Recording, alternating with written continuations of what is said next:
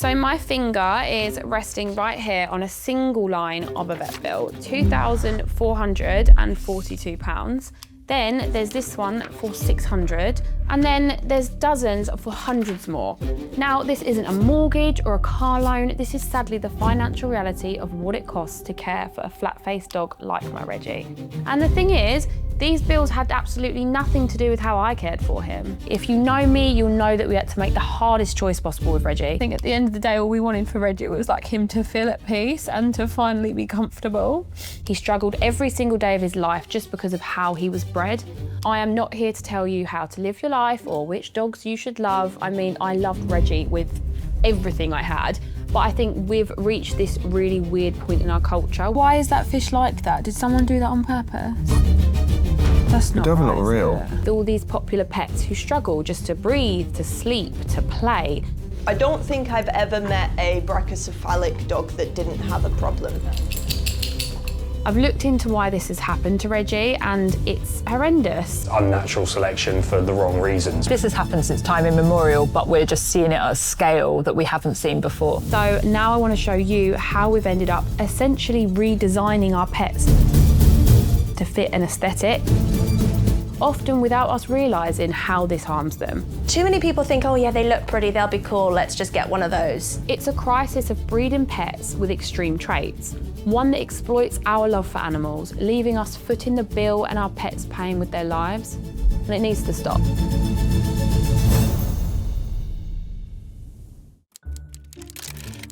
So why is it that every time a pug or a Frenchie pops up on my feed, I feel that instant pull?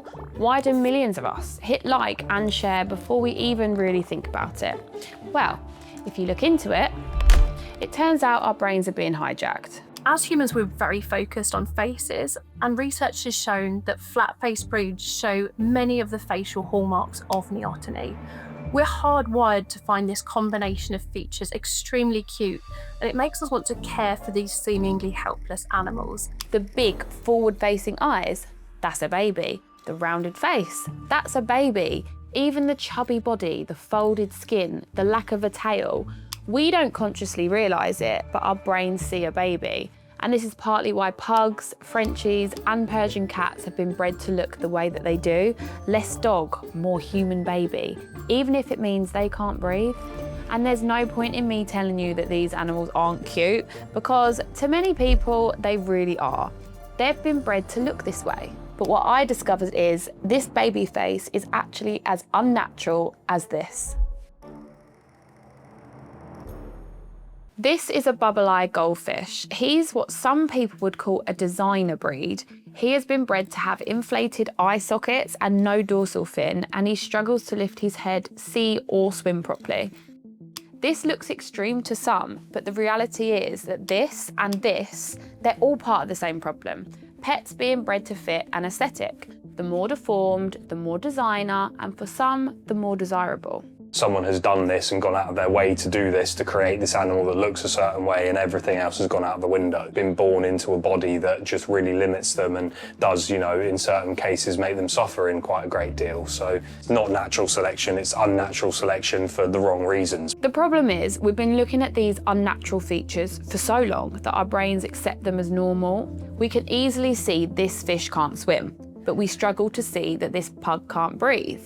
These extreme traits have been normalised. Social media amplifies the problem by constantly flooding our feeds with these pets, making them seem more desirable but hiding the serious health issues beneath a cute surface. Take Dachshunds. They're everywhere on our feeds right now, but that iconic sausage dog shape, long back, short legs, barrel chest, means a shocking 1 in 4 of them will suffer from serious, highly painful spinal issues. And because so many people online seem to have one, it completely discourages owners from doing any actual research. This normalisation blinds owners like me, meaning we buy them without ever realising they have extreme traits and are quietly struggling every single day. One study found that even though a huge number of these dogs needed surgery, 71% of their owners still thought they were in very good health, or even the best health possible. So, how do you even fix a crisis that nobody even realises is happening?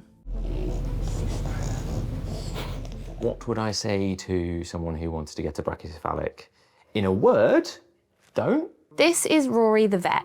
10 years of performing these surgeries has given him a very clear perspective on this crisis. You get a puppy, you're excited, you're happy, you never think they're going to need anything serious done for the next 10 years. And then you go to the vet at 1 or 2 and your dog's collapsing on walks or unable to breathe in the heat or struggling to eat properly. And then suddenly you're being told they need airway surgery. This is Milo. He's only a 3-year-old Frenchie.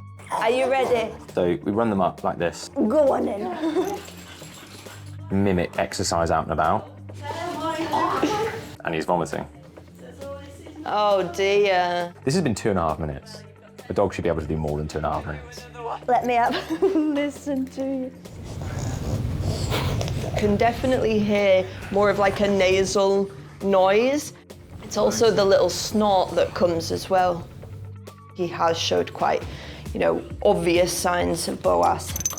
Brachycephalic obstructive airway syndrome. This is a disorder caused by breeding for flat faces that causes the soft tissues to be compromised and compressed into a skull that is far too small for them. The surgeon here is performing an operation to try and alleviate his suffering. She's cutting away the excess tissue that's blocking his airway.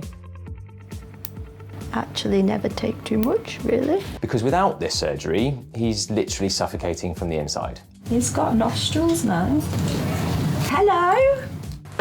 Frustratingly common. Normal dog with a nose, dog with a normal airway, they want that tube out as soon as they wake up. It's often the first time that they can breathe in a normal way with the tube in place. Although this surgery will hopefully make Milo more comfortable, we have to be honest, this isn't a cure. Even after today, Milo will never breathe or run like a normal dog. His quality of life is already capped by his genetics. And the tragedy is even being here on the operating table is a massive risk. For a dog like Milo, just being put under anaesthetic is dangerous. And this is a really tricky decision that many owners have to make. Didn't stop the noises, it didn't stop him being sick, it just helped in a way that he could actually manage. A couple of years ago, Reggie just really deteriorated, as in he couldn't even hold his head up. There was something wrong with his spine. And the vet was like, you honestly just cannot keep him going in the pain that he's in. He's in such bad pain. And I don't think you're ever gonna feel like you made the right decision. But I think at the end of the day, all we wanted for Reggie was like him to feel at peace and to finally be comfortable. And I remember Reggie used to love licking our faces, didn't he? And I hated it because he stank so bad. But when he was put to sleep, I let him lick my face, literally. And I'm just like so glad that we were there with him when it happened. It was hard. But it was a really difficult decision. And again, it's another reason why you just really can't risk that.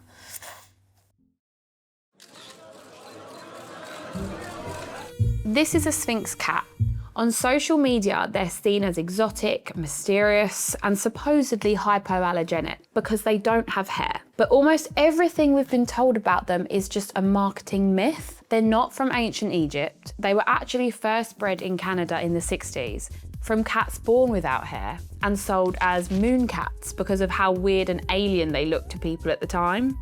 Strip away the marketing, and what you're left with is a hairless cat, who according to recent veterinary data has the shortest life expectancy of any breed studied, averaging just 6.6 years and a massive amount of care issues. Too many people think, oh yeah, they look pretty, they'll be cool, let's just get one of those. Sphinx cats are intense. Do you want a cat that sits on your head at 3 o'clock in the morning? Oh, hello, right. You need to bathe them once a week, you need to put sun cream on them, clean their ears daily, you need to make sure their eyes are cleaned, you need to be regulating their temperature, you need to be regulating the temperature of your home. That quickly goes from novelty to a chore. Essentially, I've just added 2 more kids. These 2 Sphinxes with elfin ears were passed from one owner to the next because yes, they're beautiful, but they are also incredibly hard to care for. Poor little cats that are, less than 18 months old that have been in 5 or 6 different environments. What worries this RSPCA rescue centre isn't these 2. They're safe and loved. It's what's next to come. I think it's the tip of an iceberg of a breeding crisis. Because what they're seeing right now is an explosion. So we have 2 Scottish Folds, Persians, Burmese. 2 more Scottish Folds. Got 2 more there. Ragdoll, Scottish Fold, Scottish Fold. Scottish Fold. In all of 2025, cats with extreme traits made up 6% of their intake. Just 4 months into 2026, that number has tripled to 18%. I've been here 13 years and I've never seen anything like it. What's in fashion now is less about healthy, everyday moggies and more extreme, exaggerated looks. It's social media. People are seeing these incredibly docile, photogenic cats, and really the cost of purchasing them isn't really thought about or worried about because the aesthetic is so strong. Jelly and custard were prime examples of that literally being handed around on a high street. The more I found out about the pet breeding industry, the more shocked and heartbroken I became. Selective breeding means choosing animals with the features you want, like a cute squishy face, and then breeding them with others. Over time, these traits become common in the population, but often, so do the health defects that go alongside them. Breathing problems, skin problems, spinal issues, even blindness and deafness. They may not have meant to, but by locking in fashionable looks, breeders have also locked in genetic health struggles. You just can't have the look without the health issues. They are stapled together in the DNA. We're messing around with all of these different gene combinations so they can look a certain way. We don't know what else that's done to the animal. You can see by the kind of pattern and the way that he's moving around that he's clearly got the spider gene, or at least neurological issues that come with the spider gene. That driving force of, look at this cool new thing that we have, let's try and recreate it, let's try and build from this. The health of the animal and the genetics of the animal has just kind of fallen to the wayside. And the worst part of all of this, it leads to hidden deaths. To get that picture-perfect dog which you fall in love with the moment you see them, there is a brutal medical reality. French Bulldogs are 16 times more likely to suffer from life-threatening obstructed labour compared to a normal dog. Because of this, there are often others in the litter that don't make it very long and are treated as collateral damage by breeders. Data shows that more than 1 in 10 puppies don't even survive their first 24 hours, and tragically over half of those deaths are caused entirely by severe genetic birth defects. We only ever see the winner of the genetic lottery. We see the picture-perfect puppies who look great in a photo, but what about those who are left behind? It's the silent cost of putting looks before welfare. Animals bred to look a certain way, but die within hours of being born. You really just don't want to add any more fuel to the fire that is the breeding industry, you just don't. And I think as well, like, we went through it with Reggie. Like, it's our obligation to kind of do this, what we're doing now, and get it out there that, like, obviously you do need to do Yeah, like, research we and made stuff. the mistake, please don't make the same mistake. So, as animal lovers and pet owners, what can we do to change things? Honestly, a lot. If, like me, you already own an animal with extreme traits, learn as much as you can about their specific health needs and talk to your vet if you can. If you're thinking about getting a pet, choose an animal who will be healthy and happy in real life, not just cute in photos or popular online. When we show breeders that we want healthy pets, they will have to start breeding healthy pets. Until then, rescue centres are full of animals who need loving homes. And for the rest of us, the next time one of those cute dogs, cats, or exotic pets pops up on our feed, don't just hit like, share, or follow. Stop. And think about what we are actually rewarding. Because we don't want designer pets, we want healthy ones. And at the end of the day, isn't healthy the cutest thing an animal can be?